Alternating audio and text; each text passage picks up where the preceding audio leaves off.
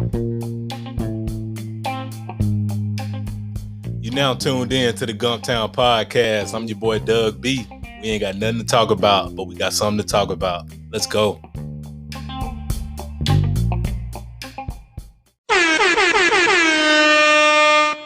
Good people. Welcome back to the Gumptown Podcast, episode 47. I'm your boy Doug B. If you tuned in to this podcast, thank you for your time and your attention. I really appreciate you giving this podcast a shot. Before we bring on today's guest, we got something to talk about, good people. We back for another edition of Support You on Sunday. All right. Want to shout out Bowie Holistic Herbs, a natural goods store based out of Baltimore, Maryland. I stumbled upon them last year when I was looking for some black-owned black seed oil on wheatbyblack.com, and I decided to give them a shot. Black seed oil is top tier. There are many benefits of black seed oil. I won't run them all off on this podcast, but you can go to YouTube University or you can Google black seed oil benefits. I highly recommend you add it to your arsenal if you don't have it in your arsenal already. Top tier product. And this company, they ship fast. So shout out to Bowie Holistic Herbs. Talk with them. Let them know the Gumptown Podcast sent you. All right. That's all we got to talk about, good people. On with today's show. Today's guest, he is the founder and owner of Zizi's Bee Company, LLC. I'm looking forward to this conversation, and I'm sure you all will be inspired by his story. Let's give a warm Gumptown round of applause for Sam Yu.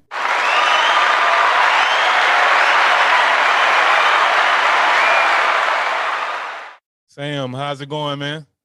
Everything's going good. How about yourself, brother? Glad to hear that, man. All is well on my end, too. First things first, thank you for taking time out of your schedule to chop it up with me a few minutes. I really appreciate it. No problem. Thank you for having me here. I really appreciate you, brother. Yes, sir. Of course, we're here to talk about Zizi's Bee Company, LLC. But before we go there, let's get to know the man behind the brand. What's your story? So my name is Sam Yu, and I'm born and raised native of Montgomery, Alabama. Grew up over on the north side of town. I don't know if you're familiar with Montgomery, but we're out of Newtown. And my story is basically a young man with his daughter, Zizi. Say hello, Z. You want to say hello? Hello. And we had the idea to not only harvest bees and harvest honey and take care of bees, but to also educate others on the importance of the role that bees play in our environment. And not only that, but to also help out the community. Because not only do we have the bee company going, but we're starting a nonprofit for a community garden to help feed the elderly and homeless fresh produce straight from the garden, as well having the bees in the back to pollinate.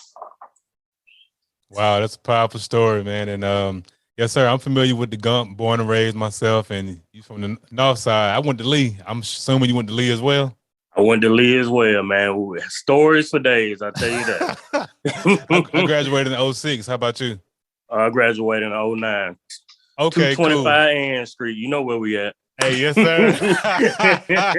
Yes, sir. That's all right, man. Nah, that's a great story. And hats off to you for involving your daughter in starting the business. And I definitely love to hear things like that, man. Like just wanting to educate people and wanting to give back to the community. So I know you all harvest bees and educating people on that. So let's hear more about Zizi's Bees Company. Like what inspired the name and what all products and services do you offer currently?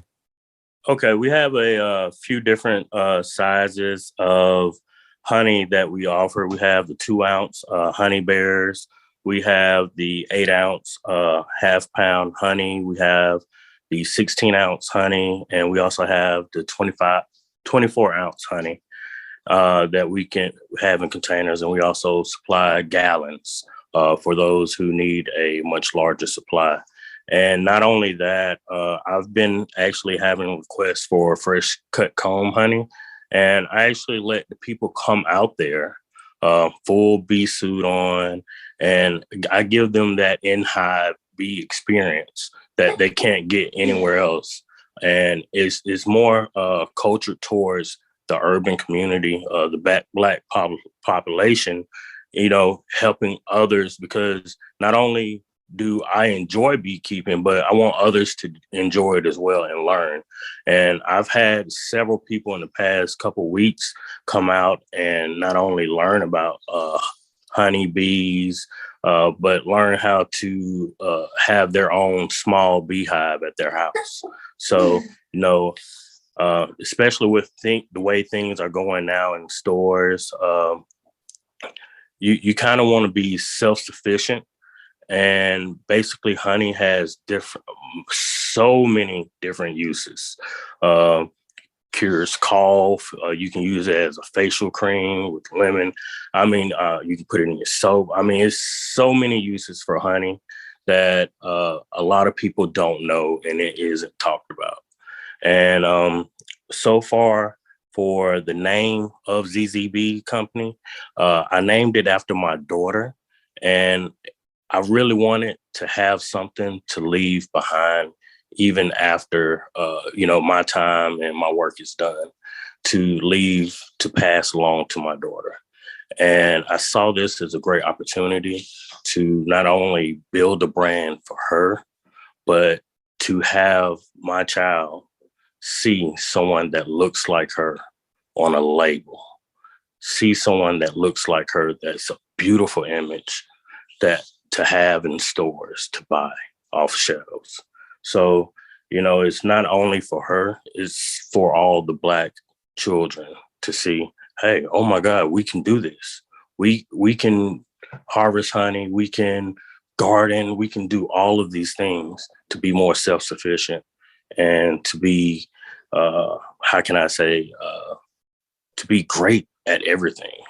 So that's pretty much it, brother. I mean, what other question, or is there anything I need to elaborate on? No, sir. Like, you broke it down. Like, I appreciate you for breaking it down the way you did, and just in terms of being self-sufficient and wanting to leave something behind for your daughter, and having someone who having a little Black girl on the label, and just exemplifying Black excellence, man. I love to hear stuff like that. And like, that's really that's really what it's all about, what you was talking about, leaving a legacy, man. Like, I know we all want to um have fun and have a great time while we're here, but when our time is up, what can we say we left behind? Like, we should all strive to leave our mark. And it sounds like that's what you're doing with this company. That's great stuff. Yes, sir. And, I'll just be honest with you. It's not a lot of us that's in this bee industry, this honey industry. And I really wanted to shake things up.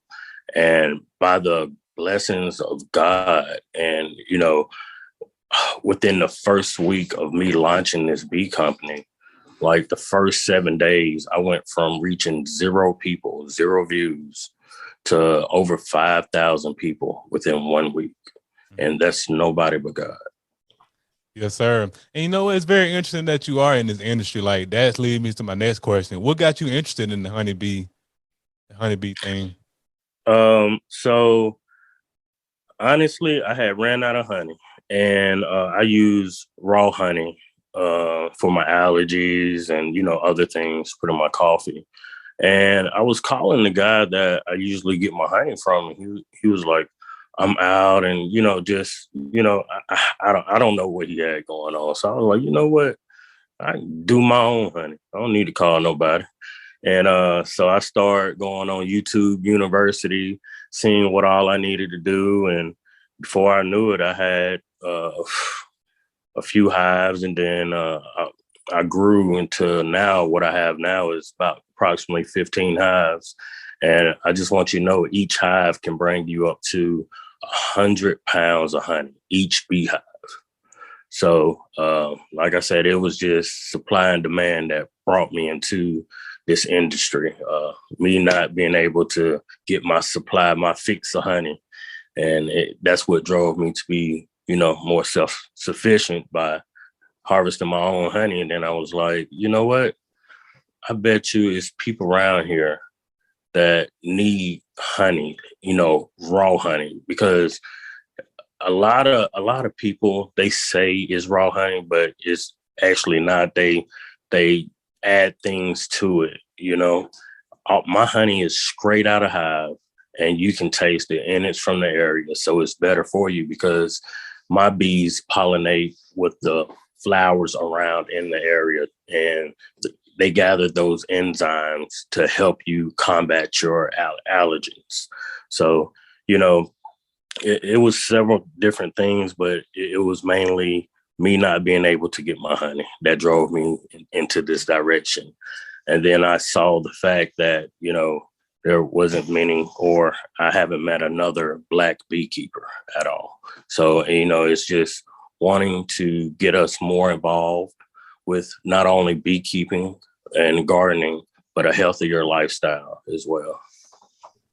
Wow. Now that's a great breakdown, man. And that was a great introduction into the industry, just identifying that it wasn't many of us or any of us, because you're the first beekeeper that I've spoken with, Black beekeeper that I know of in the city. So you definitely setting a new trend, and that's dope in itself. And so that pretty much transitions right into my next portion of the podcast, where I like to ask entrepreneurs. I like to talk about three things: the aha moment, action, and audacity. Sounds like your aha moment to get started in business was when you ran out of honey and you figured out, hey, I need to be self-sufficient. You went to the greatest university in the world, YouTube University, and got educated. I love to say Oh, that. Hey, yeah. hey, man, YouTube changed the game.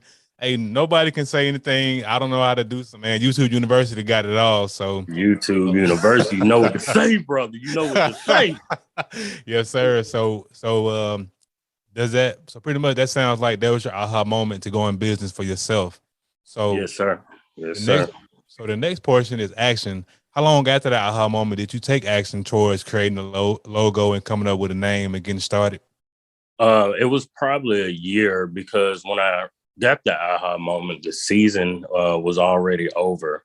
And I saw that it was best to start in the months of February and March. So I had to actually wait a year before actually getting everything rolling. But during that year, not only was I educating myself, learning how to take care of the bees, how to actually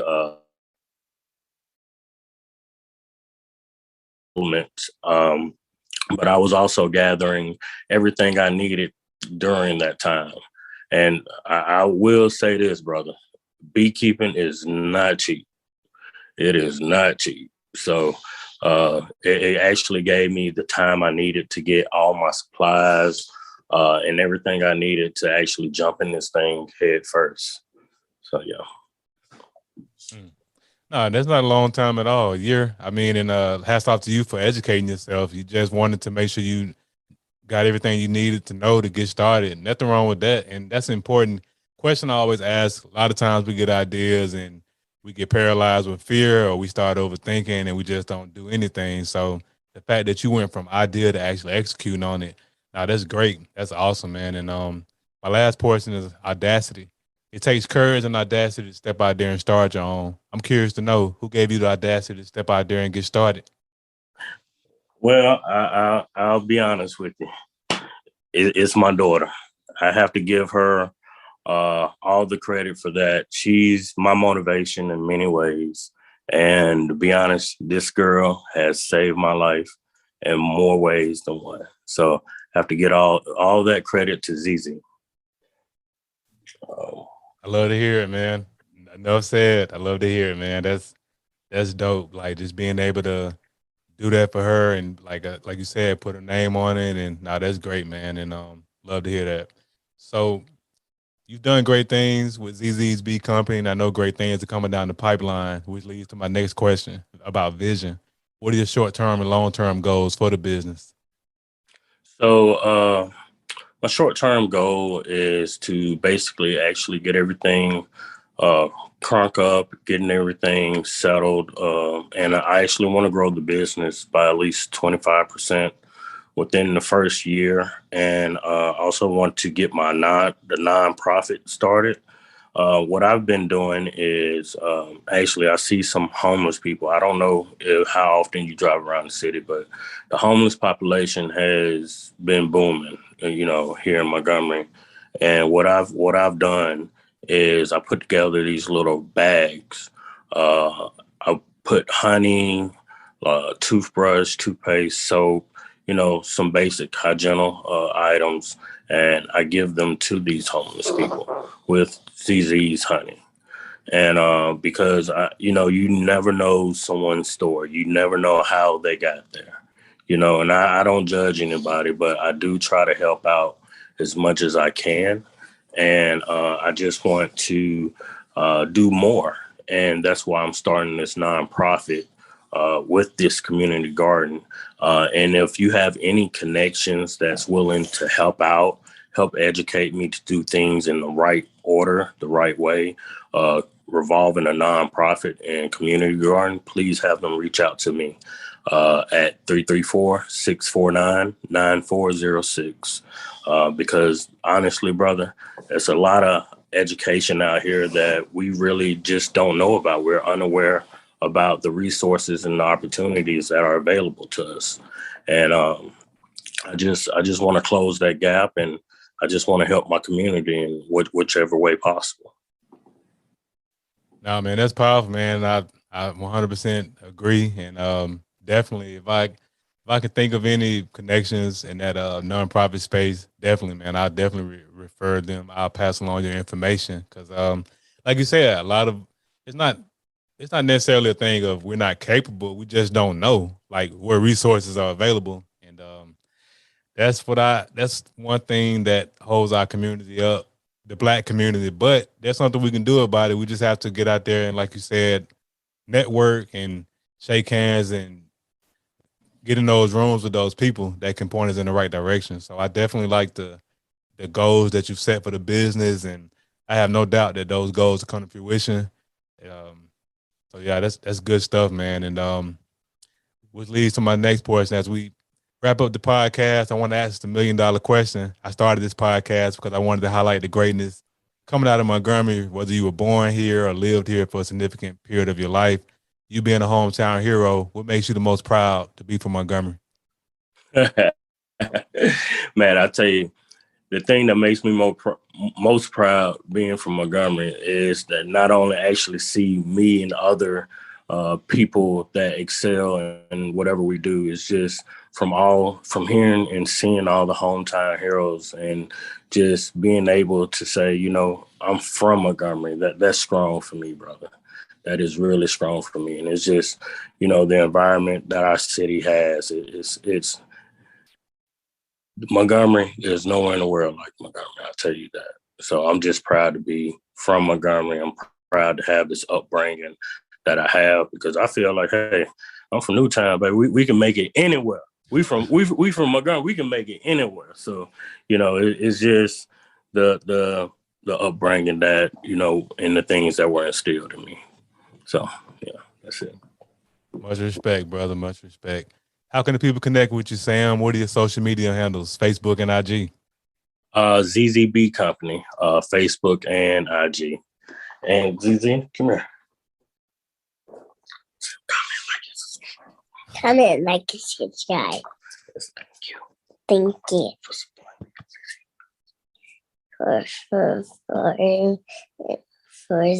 Okay. She's a little shy. She just want to say thank you for supporting ZZBs. Yes, sir. No problem. And definitely out. And I'll put all the social media information in the description of the episode. Hey, Sam, thanks again for the conversation. I really appreciate you. I appreciate you for having us. Thank you. I appreciate it, bro. Yes, sir. Good people, that concludes another dope episode of the Gumptown Podcast. We gone, but before we leave, remember, be blessed, be safe, but most importantly, have the audacity to be you. Gone.